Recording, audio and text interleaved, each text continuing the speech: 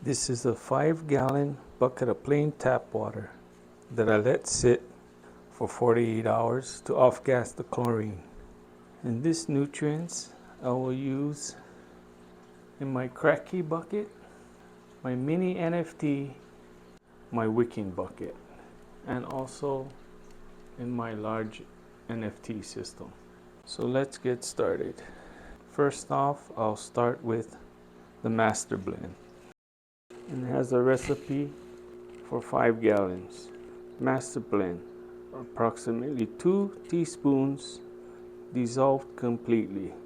Then you add approximately 1.5 to 2 teaspoons of the magnesium sulfate, and then approximately 2 teaspoons of the calcium nitrate to 5 gallons of water, dissolve completely, and then pH.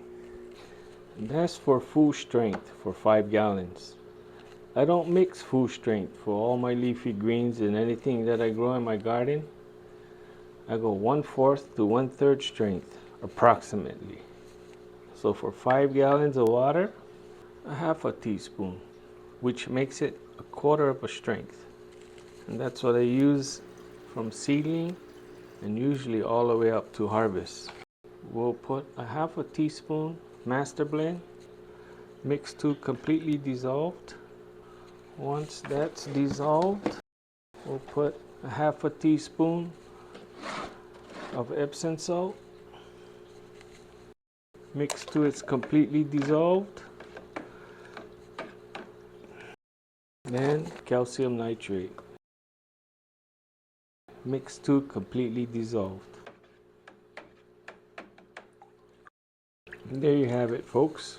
This is what I'll use for all my leafy greens in my cracky system, my NFT system, and my wicking bucket.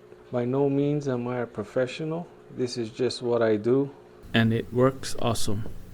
Now we'll pH. We'll look at the grow chart. Certain vegetables need a certain pH level to take up the nutrients.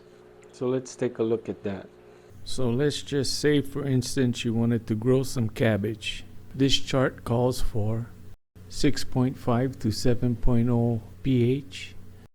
Using some pH down, we're going to pH the water down to about 6.5, 6.8.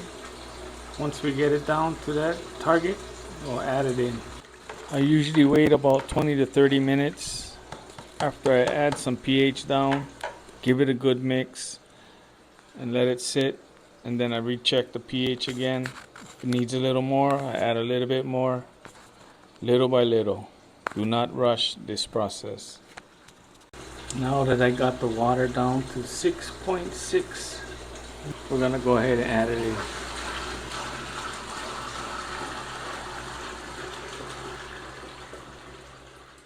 This is the mixture that I use from the seedlings to harvest.